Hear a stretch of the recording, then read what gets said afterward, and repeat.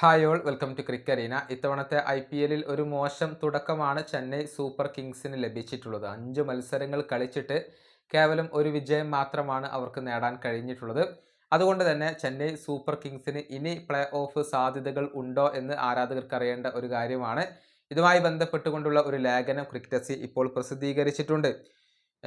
Chennai super കിങ്സിനെ സംബന്ധിച്ചിടത്തോളം ഇപ്പോഴും പ്ലേ ഓഫ് സാധ്യതകൾ ഉണ്ട്. പക്ഷേ കാര്യങ്ങൾ ഒരൽപ്പം സങ്കീർണമാണ്. ആകെ കളിച്ചത് 5 മത്സരങ്ങൾ. കേവലം ഒരു വിജയം മാത്രമാണ് CSKയുടെ കൈവശം ഉള്ളത്. കേവലം 2 പോയിന്റുകൾ മാത്രമാണ് ഉള്ളത്. -0.889 ആണ് CSKയുടെ നെറ്റ് റൺ റേറ്റ് ആയിക്കൊണ്ട് വരുന്നത്.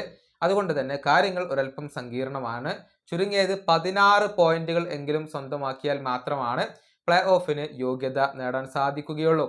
അതായത് ഇനി അവശേഷിക്കുന്ന 9 മത്സരങ്ങളിൽ നിന്ന് 6 7 വിജയങ്ങൾ നിർബന്ധമായും ചെന്നൈ സൂപ്പർ കിങ്സ് സ്വന്തമാക്കേണ്ടതുണ്ട്.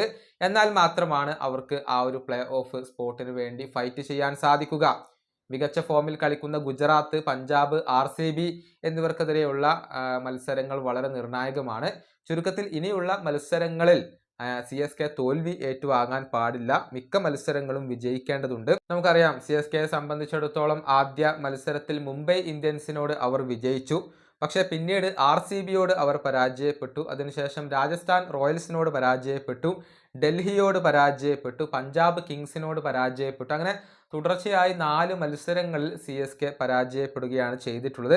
ഇനിയിപ്പോൾ കൊൽക്കത്തയാണ് അടുത്ത മത്സരത്തിലെ എതിരാളികൾ. അതിനുശേഷം LSG, Mumbai Indians, SRH, Punjab Kings, RCB, KKR, Rajasthan Royals, Gujarat Titans എന്നിങ്ങനെയാണ് CSKയുടെ എതിരാളികളായി കൊണ്ടുവരുന്നത്.